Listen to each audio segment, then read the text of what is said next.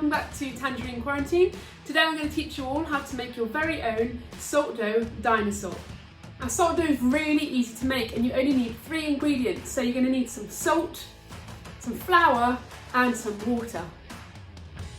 You're going to grab yourself a mug, a bowl, and you're going to take 2 cups of plain flour or any multi-purpose flour, 1 cup of salt and 1 cup of water, and that all goes into the bowl.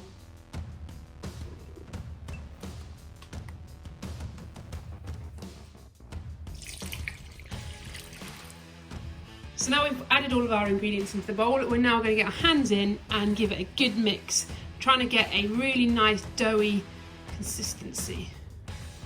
Put your ball of dough onto there, squish it down, knead it a little bit to make it all soft so we can mould it into our dinosaur shape.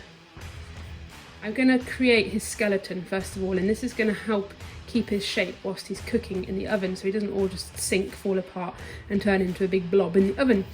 So what I'm going to use for that is a little bit of foil, and you can watch how I do this now.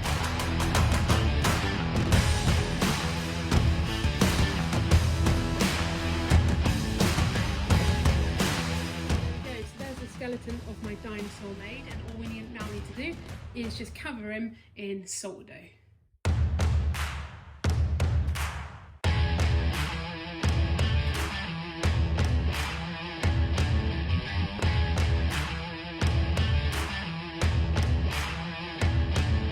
So there we go, there's my dinosaur all moulded ready in the shape, and all I'm going to do now is put the oven on to 200 degrees. I'm going to pop them on a baking tray and pop them in the oven, and just make sure before you do that, just ensure that you can't see any of the foil poking through. And all you need to do, if you do see any, just simply grab some salt dough and stick it on. And you can wet the salt dough if it doesn't stick too well. You can see I've just propped my dinosaur's head up on a little bit of foil here that I've simply just tucked underneath his chin. It won't hurt him whilst he's being cooked. It just means that his head will stay up whilst it's cooking, and hopefully it should dry, staying upright.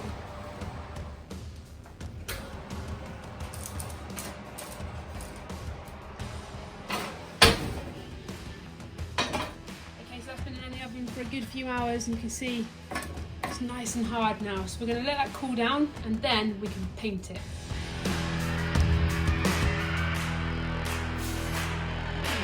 Finished painting, and here we go, there's the finished product, and it's turned out extremely well. So that, guys, is how to make a salt dough dinosaur.